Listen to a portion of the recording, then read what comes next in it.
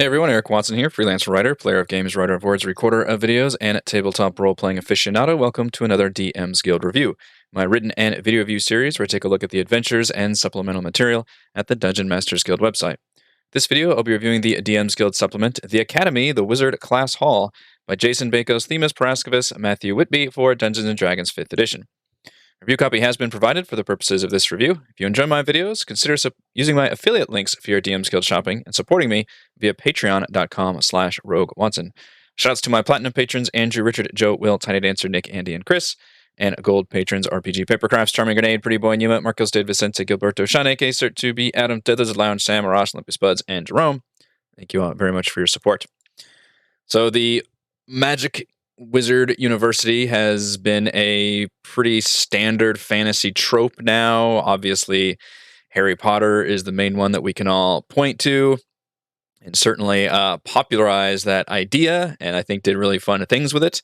Although it was definitely not the first. I remember being a fan of the Unseen University, which was the wizard school in the Discworld series. I was a huge fan of Discworld and Terry Pratchett growing up, so remember that was a thing. And the authors actually reference another school, which I had forgotten about, which is, I think it's just called the University from the Kingkiller Chronicles, which is Name of the Wind, and Old Man's Fear, which by Patrick Rothfuss, and unfortunately looks like it's going down the path of one of those just permanently unfinished series, the Game of Thrones, Song of Ice and Fire path, so that's a bit of a bummer there. So I don't know what's going to become of that story. But anyway, the Academy, the Wizard Class Hall, presents one of these magical wizarding schools in the context of the D&D universe, which is something that should definitely exist. If it doesn't already exist canonically in the Forgotten Realms, this one provides you with a very large school. It's got neat themed towers for all the different schools. So you've got your Tower of Illusion, your Tower of Necromancy, Tower of Abjuration, etc., etc. Over 30 pages is just detailed information about all these different towers, about all their different headmasters, about how the school operates a little bit, although it doesn't actually have a lot of the kind of mechanical notes that I would want, like how big is the school? How many students are attending? How much does it cost to get in? Like the kind of actual like number information, it kind of lacks that and just kind of dives into more about like what you see when you walk in, which that's nice to know as well. That's about half of the book. And then the other half is new material that you can incorporate, obviously all with a wizard theme, which includes new familiars, one for each of the arcane schools.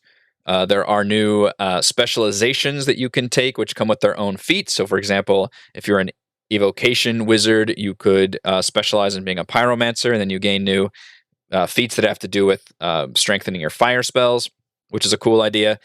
It includes some magic relics. There is a special relic that every single tower has, and then as kind of a reward for students who do a good job or something, the headmaster can give them a little piece of that relic in a form of like a finite vial. So you can have this like really powerful magical effect, but it's still like kind of a potion type thing. So it's maybe not super imbalanced. It also includes a few encounters, which are kind of mini events, as well as an adventure, although I would argue that it's not really much of an adventure. It's not that it's bad, but it basically boils down to like a single chase sequence. It's very, very short and doesn't actually have a lot going on.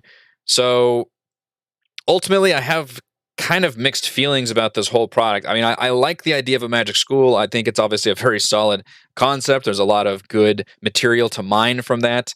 And I think the actual school itself is designed perfectly fine. It's actually kind of a combination of Hogwarts and like a Diagon Alley, I guess, where it's like you can like buy things from the marketplace.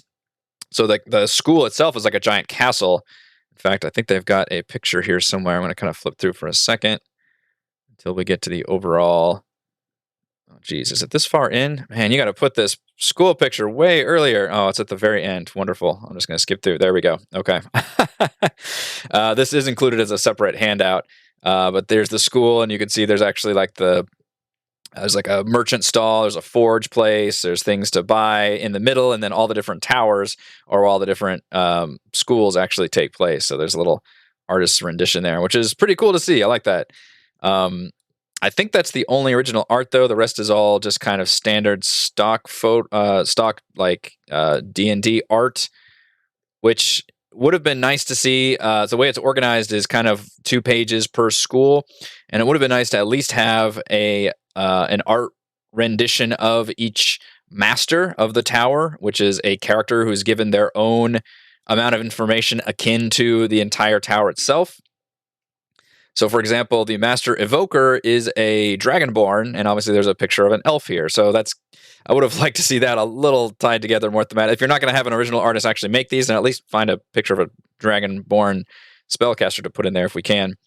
I like the layout. I like the organization. There are a few typos and issues here and there. It was just on the cusp of whether or not I was going to put it in an actual con or not, and I ultimately did not.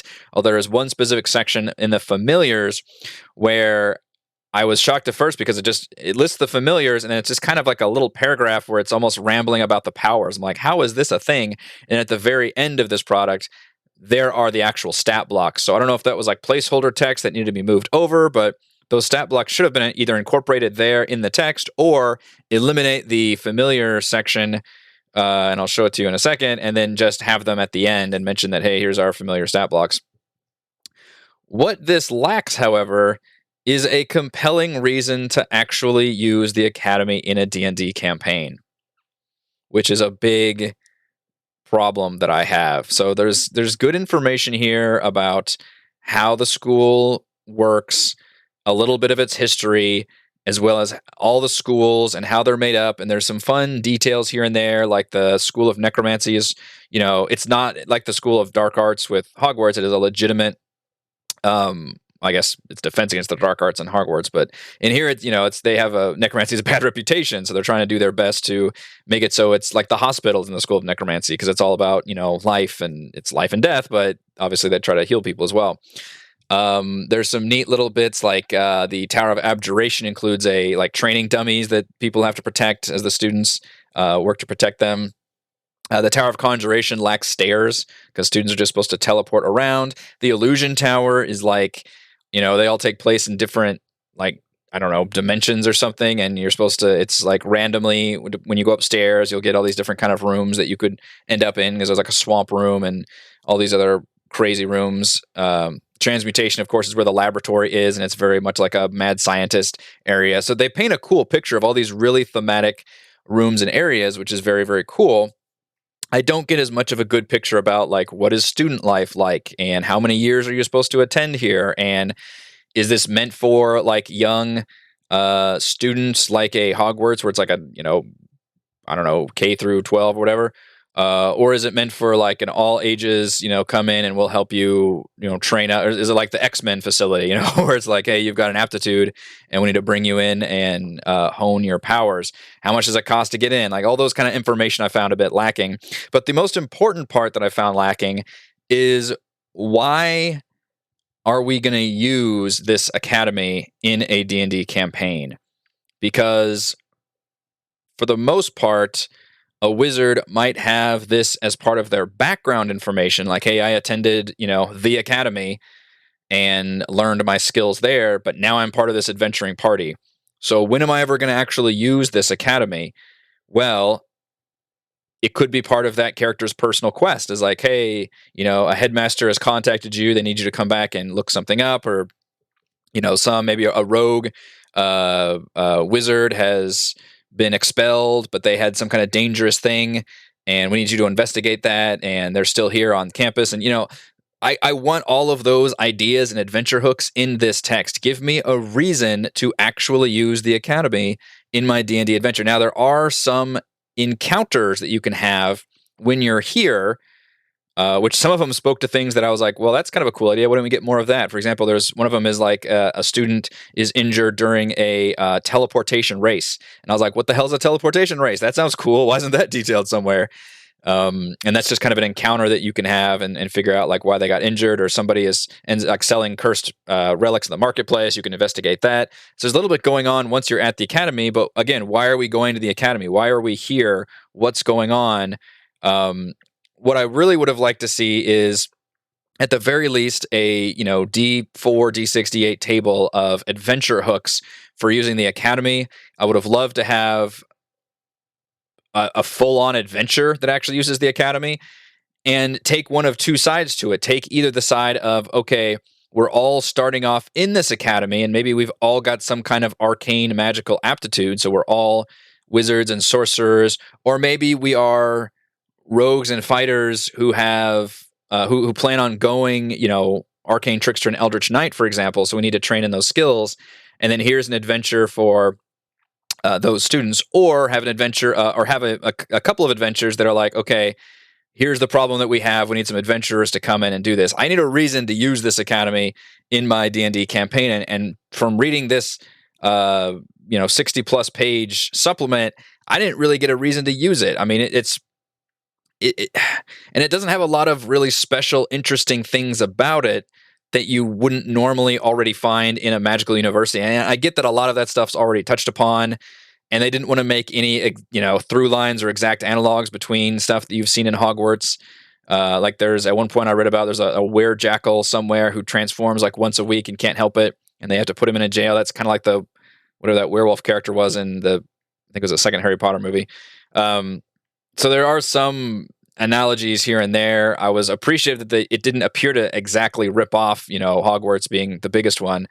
But on the other hand, there also wasn't a whole lot of interesting, memorable stuff from this academy that I was like, oh man, I really can't wait to use these things, that I feel like a proper adventure hook or series of encounter tables would have helped a lot, especially have at least a D4 encounter table for visiting all of these towers. So you walk into the, Abjuration Tower, and this could happen, or this could happen, or this could happen. That kind of, and, they're not all hostile encounters. In fact, there shouldn't be very many hostile encounters. It should just be fun, flavorful stuff. Speaking of fun, flavorful stuff, one thing I do like that this product does is include quotes from students, which are these sidebars. You see these gray boxes throughout the text. I think that's a lot of fun. That's a cool idea. The few times that I've seen DM's Guild creators use these is when they'll have, this is so-and-so's, kind of like Volo's Guide to Monsters. This will be so-and-so's product of whatever, and they'll have that person's quote in here. Instead, this one actually just puts together a whole bunch of random students from different schools and lets them offer some really fun, cheeky quotes about the dangers and, oh, I'm so happy about this, or I'm afraid of this. It feels nice. It feels thematic. It feels flavorful. It really makes the school come to life. I think it was a really, really smart idea on the designer's parts to include these student quotes. So I thought that was a lot of fun. In terms of, so I do have a lot of misgivings about the school itself in terms of how I'm actually going to incorporate that into a campaign. Here's the familiar section that I thought was very odd. So the familiars, which is a neat idea, it adds one new familiar per arcane school. And they're all very, thematically appropriate. Necromancers get a mummy. Conjuration gets a new kind of mage hand. Enchantment gets a magic mirror. But it's written in this really strange, like almost rambling series of notes to where I was like, wait, that can't be it. Especially if you can see at the end of, and I assume this is the final product. It says Academy Final 2 is what I was given. It says parentheses con saving throw. Don't know. So that's obviously notes. Again, I wasn't going to penalize in my head about, okay, this is too problematic, because the ratio of the typos and problems to the text was just under my kind of invisible ranking for that. But if you scroll to the very, very end, that's where we actually get the stat blocks. So these stat blocks needed to be put into that section, or it should have just said, hey, we've got familiars stat blocks listed at the end of the section. So we needed to eliminate that middle. And it's nitpicky. I didn't include that in my ultimate con. I had it in there, but I took it off. But there's some kind of weirdness here that needed to be fixed. There are some notes about, there's a sorting hat kind of a thing at the admissions test where you can look in a bowl of water and that determines what school you've got. Because, instead of your Harry Potter Gryffindors and Slytherins, you just have all the different 8 schools of wizardry. We get the new, these are like wizard. So, when you're a wizard, you can specialize in one of the 8 schools. This allows you to specialize even further from one of those, which is a neat idea, but it doesn't go very far. It gives you one new specialization per school. So in other words, if you were already an abjurer, you could become a silencer of abjuration, which comes with its own feats you can take and abilities at 2nd level, 4th level, and 6th level. And it's a neat idea, but what if I'm an abjurer and I don't want to be a silencer? What if I just want to be like a I don't know, whatever the hell else an abjurer can do? But it's I don't know why we weren't given more options. Like evocation is the easiest one because everybody understands those are the your fireballs and your cone of colds and things. Pyromancer is the only option, and then we have all these different cool fire themed feats and abilities. Well, what happens if I wanted to be ice or lightning? I wish they had gone a little bit. I like this idea. I wish they'd gone a little bit further and allowed actually multiple specializations instead of just the one per school as an example, because I think they are pretty cool. It seems a little overpowered unless these replace other abilities. I wasn't quite sure about that. So it's a neat idea. It just doesn't quite give as many options as I was actually initially thinking when I looked at it. I was like, oh wait, these are only one per school. The encounters are not terribly memorable. The most interesting one has you going to the Tower of Illusions. As I mentioned, that's the one that's kind of has these weird interdimensional planes that you can enter and things can happen. I wasn't too impressed with most of these, even though there's a lot of, I would think, fertile grounds for neat ideas in a magical school. I don't know. They really didn't do anything for me. And unfortunately, the adventure also doesn't do anything for me. And it's designed for one player at 3rd level, which is also weird, which makes me think it's more of like a precursor or a preamble to when that character joins the party, but yet it's 3rd level, so you're probably higher than most people would join adventuring parties. And it basically boils down to a chase sequence. The whole thing is just you're chasing somebody or a pair of somebodies who've stolen this book from the library, and they're bringing it to an Arcanoloth.